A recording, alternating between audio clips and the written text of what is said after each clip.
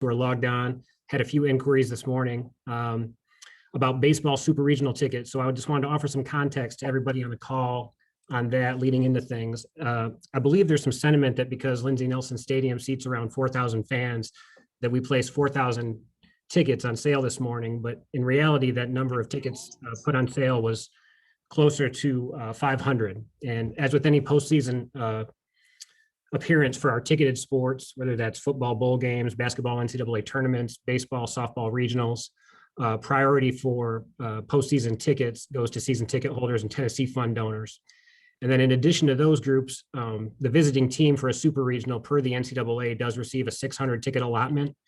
And Danny and our administration, they had both made a commitment that was publicized last weekend to provide 300 free tickets for UT students for all home postseason games, just because the student support has been so awesome and impactful all season long. And then we also took steps just to try to minimize scalper sales, knowing that they sometimes have automated methods for online sales. So we took orders via phone only, and we limited the quantity to 4 in order to extend that limited inventory to as many fans as possible. So I think this morning's really quick sellout illustrates 2 things. One, it reinforces the value of the season ticket. I think this year's baseball season ticket was $175. And those folks who had season tickets already, they didn't have anything really to stress about or worry about this morning. And then 2, I think it reinforces the importance of what we're aiming to accomplish with the launch of the My All campaign, where we can invest in our facilities and create more seating opportunities and greater ticket availability each time our teams do reach the postseason. So that transitions nicely into turning things over to Danny. So I'll do that, turn it over to him to unmute himself and start with some initial comments and remarks about today's launch of the campaign. Yeah, appreciate everybody taking some time this afternoon. Really excited about the My All campaign. We've been working on it really since the day I arrived, and we started to kind of assemble our team and folks that were here. I learned that there was a ton of great work that's been done for the last several years, both from a planning on the facility front, a planning standpoint across the board with all of our facilities. There's been a lot of work on what the future of Neyland Stadium could look like. There's been some fundraising efforts on several different projects. And then as we kind of look to the future, we talk about restoring the Power T, bringing Tennessee back to the top of the food chain on the national stage in college sports. That's what inspired me to want to be here and do that. And so what you see here today is kind of the first public step in terms of engaging our fan base, our community, our donor base, alumni base, in what that looks like, how they can be involved, what we'll be asking them to help us with as we kind of move forward on this journey to again to rebuild Tennessee athletics and our football program to where we all want to see it and where we know it can be, because we've been there before, and we know how impactful it'll be for our university and for our state when we get back to that place. So with that, be happy to answer any questions. Thanks, Danny. We'll jump into questions. We'll take questions one at a time. If you do have follow-ups, we'll just raise your hand again, so that way we can kind of work our way through as many folks as possible. But we'll start with Brent Hubbs. Yeah, Danny, I'm just curious from the master plan standpoint, what's how do you prioritize? When I looked at the master plan that you guys released, there's so many different facilities involved there. How do you prioritize sort of what the pecking order for funding, allotment, and kind of the pecking order for what gets worked on first?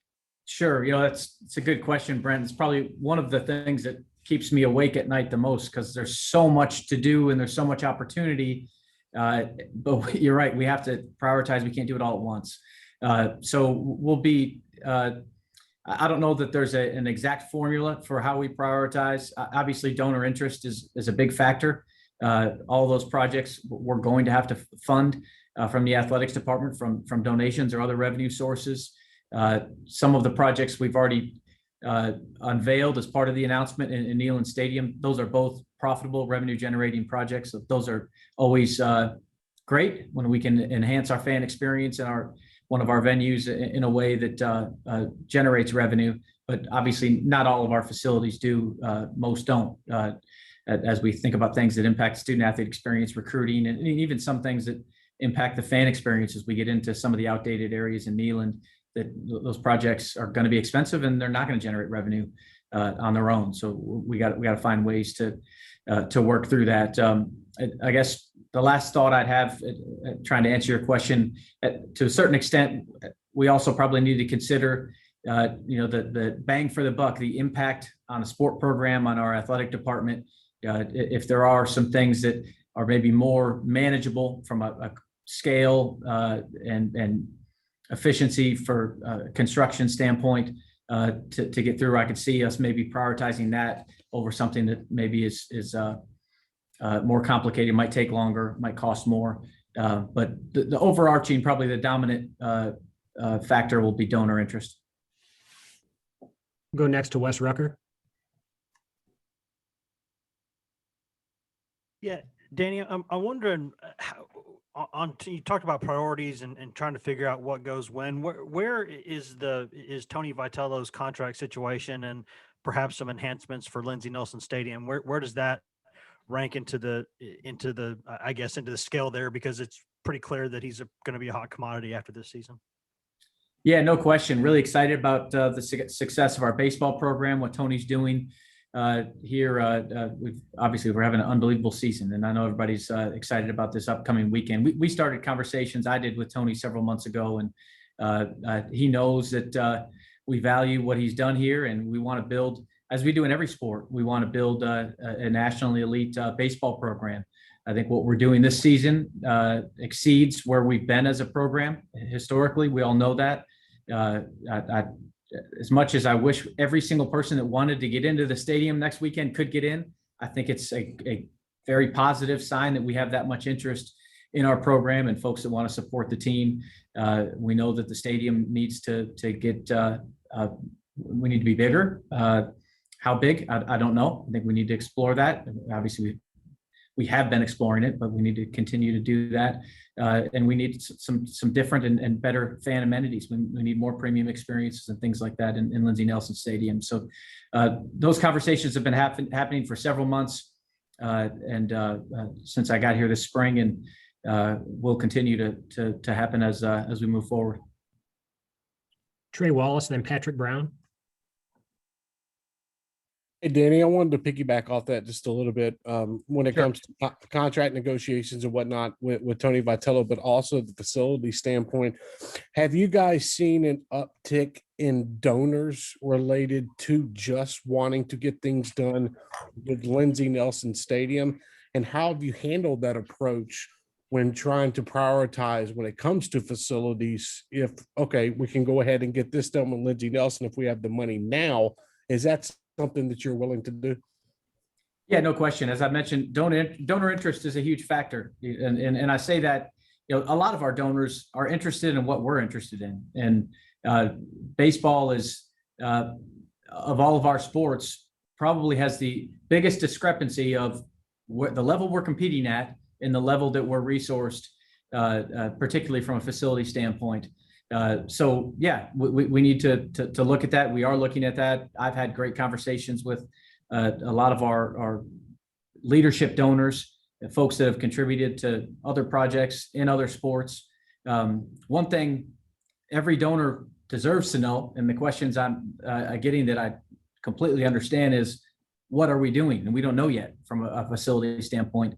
That takes months to work through. We'll have to get architects involved. We've done that on the master plan side, and that's really more of a 30,000 foot view. Specifically, what can we accomplish in the short and long term that we think checks the boxes we need to check, from a player development recruiting standpoint at Lindsey Nelson Stadium, and then from a fan experience standpoint. And we're, again, engaged in those conversations and excited about where they're going. After the season, we'll certainly have even more time this summer to come up with a more finite plan for the future of that venue. Hey, Danny, I know you mentioned sort of the Neyland Stadium enhancements and the announcement today that says that $70 million of what's already been committed is sort of earmarked for that. What's maybe the timeline on when some renovations might be done? What might some of those look like, and kind of what's your overall view of that plan since you inherited it when you came in? Yeah, so the two projects we know we're moving forward with, and both of these projects were at least a different version were kind of already talked about prior to my arrival. And I was able to plug into those conversations and try to make good use of the work that was already done. We tweaked some things that I think really respond to what we've been getting from a fan survey standpoint at Tennessee for the last several years, but also are in line with what we're seeing at new modern facilities across the country, both new construction and renovations across the SEC and college football and the NFL. So the two projects talked about will both be open for the 2022 season. That's the Lower West Club that I think will be just an awesome added amenity for folks, a premium experience for those that want to be right in the action behind our team bench, close to the field, but then also have a little more space in their seat and some premium amenities from a food and beverage and restroom standpoint with the lounge underneath those seats. And then the north end zone, we're accomplishing two things with that project. The video board, I know has been talked about around here for years and been much needed for all of our patrons sitting on the south side of the stadium.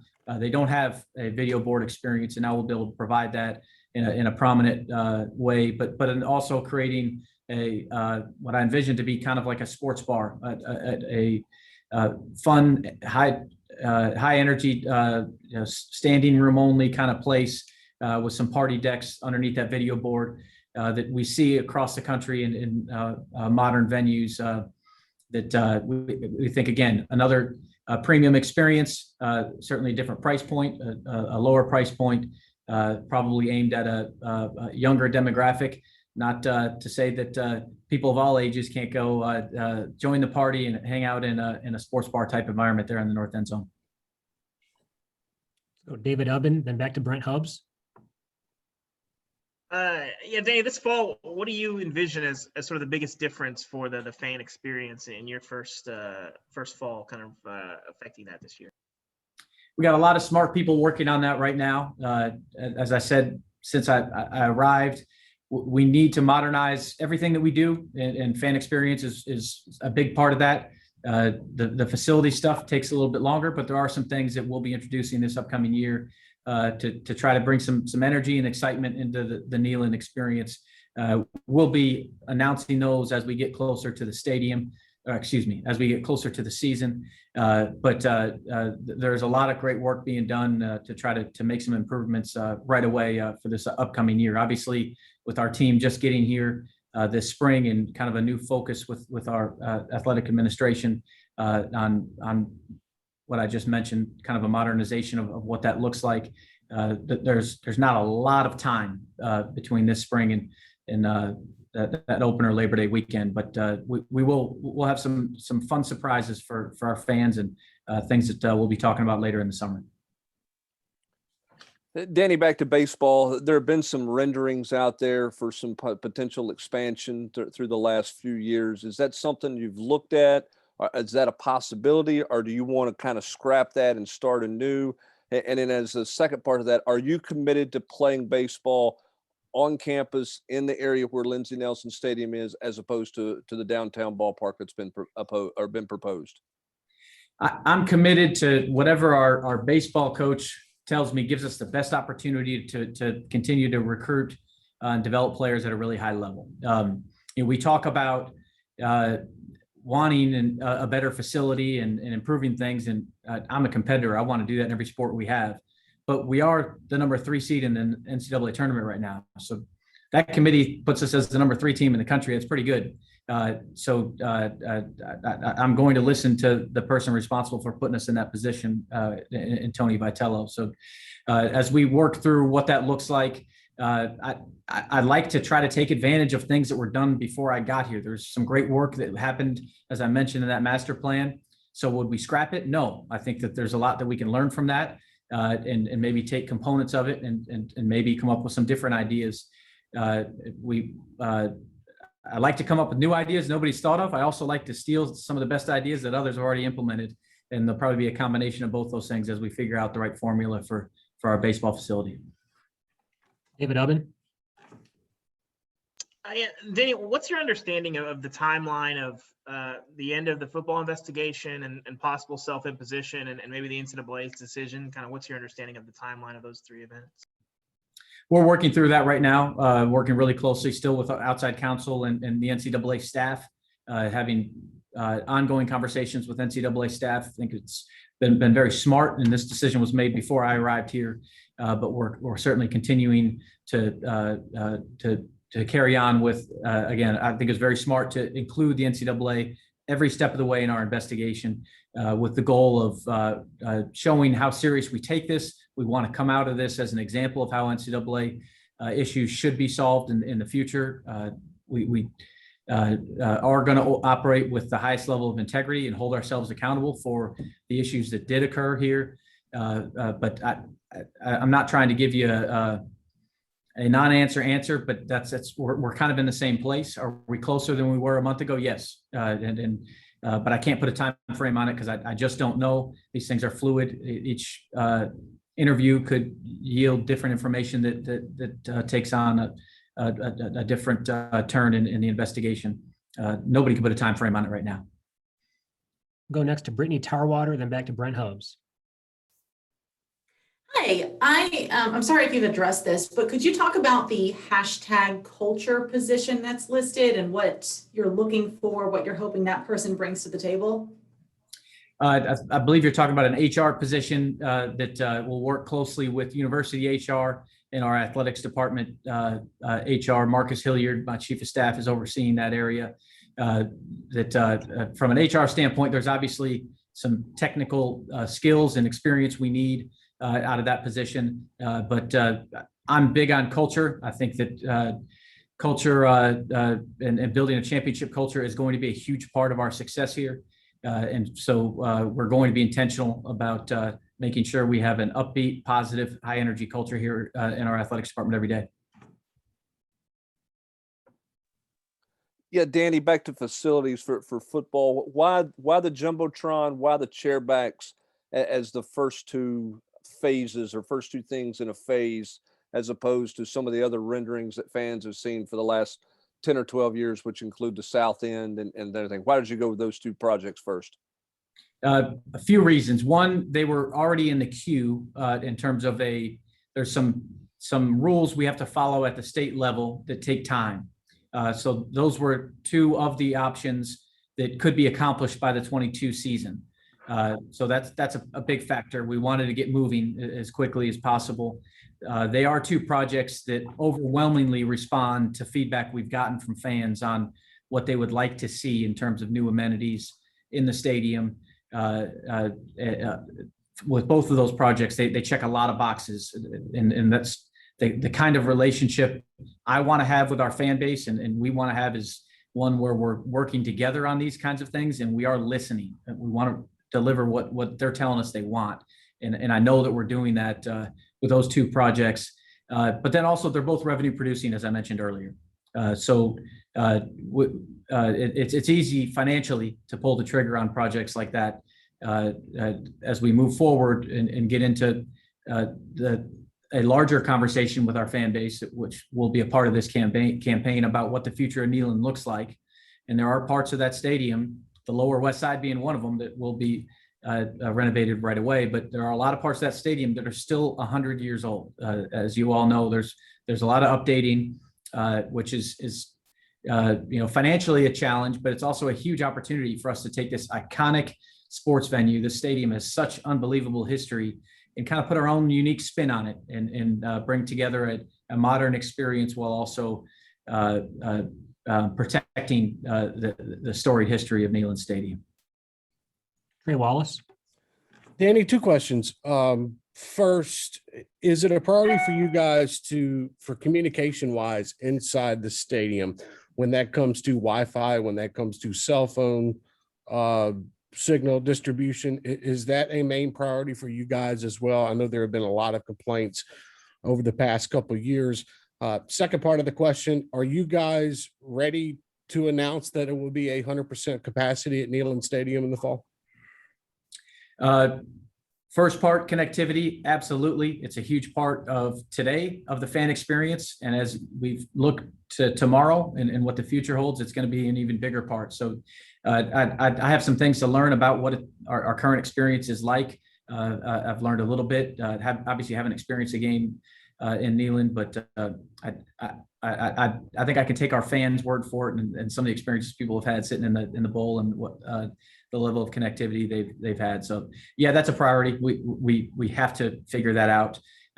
There's also there's some unique things that we can be doing when you think about the student section and engagement with our students, not only to come to the game, but to stay for all 4 quarters and be engaged in different ways.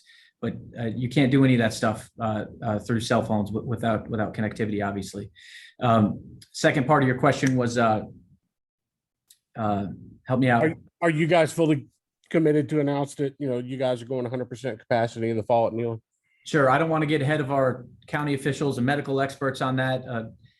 Everyone I've talked to, as from a healthcare standpoint, and those that are forecasting the future, has shown great confidence that we will be in that place of full capacity. We're certainly doing that in baseball right now. I don't know why that would change, but I can't officially announce it. It's not actually, I don't think it's my role to officially announce it, but I'd be surprised if it's any different than that. I can say that. We've got time for a few more questions if we have them. We'll go back to Brent. Yeah, Danny, you've got coaches on Capitol Hill today addressing Congress in regards to name, image, likeness. You announced your sort of part of your plan for name, image, likeness or a week or so ago. Can you walk through what the navigation of that is like as an administrator, and kind of what you see moving forward the next few months as that stuff gets into place? Yeah, there's a lot that we're all going to learn collectively in college sports on how this is going to roll out, what's going to be allowed from a legislative standpoint, both potentially federal government, NCAA rules, but then also where the market is going to gravitate toward for these student athletes that'll show what things are lucrative to the point where it's worth their time. And I think that, like any new venture that's kind of market driven, what we think on the front end may end up being different in terms of how it plays out. So what I love about our plan that was already in place before, not in place, but in the works before I arrived, and we have really smart folks on staff that have been working on that for a year and a half or so, and great support from our faculty and university leadership. We want to operate, as I talked about earlier, with the highest level of integrity. We're never going to say something that's not true. We're never going to mislead a recruit. Just not who we are at Tennessee. We're going to win championships and do it the right way here. And in this space, there's a lot of promises going on out there that people don't really know if what they're saying is going to play out. And we gravitated towards an education focus that I think prepares our student athletes in the short term to monetize their likeness, and prepares them in the long term with a degree in hand, a minor in entrepreneurship in our Haslam College of Business. That is pretty flexible depending on what their interests are from an entrepreneurship standpoint. So I love our focus with our program. There's value for our student athletes, regardless of how the rules play out and how the market factors play out in the NIL space. Trey Wallace. Hey, 2 questions. Tom, I got a little bit confused by your earlier statement, but I guess this can go to Danny. For this weekend, will you guys be doing the same thing you did last weekend when it comes to students, 300 tickets for students for the upcoming super regional game? Yeah. Yes. It's important to me, to all of us, that we have some room for our students, want them to experience a super regional. Hopefully that becomes something they experience all the time around here, but I know it's been some time, and actually I don't think we ever had one at home. So excited to be able to do that for our students. They're a huge part of our success as we look into the future of all of our venues, but in this case, Lindsey Nelson Stadium. The student experience is huge, and it's going to be critical for what our game day environment looks like. But yeah, we've handled this upcoming weekend the same exact way we handled last weekend for the regional. And second part, in pertaining to baseball, have you had donors come to you in regards to wanting to help out with Tony Vitello's contract, when either that comes to assistant coaches, when it comes to Vitello's contract or extension or renegotiation? Have you had donors step up and say, hey, I want to be a part of whatever needs to be paid to this guy? I've had great conversations with donors about investing in Lindsey Nelson Stadium I'm confident in the level of interest in what the stadium can look like. And but that's where I've focused my conversations with donors is philanthropic support for enhancing the stadium. All right, everyone, it looks like that's it. Appreciate everyone logging on. Everybody have a good afternoon. All right, thanks y'all. Appreciate you. Go Vols.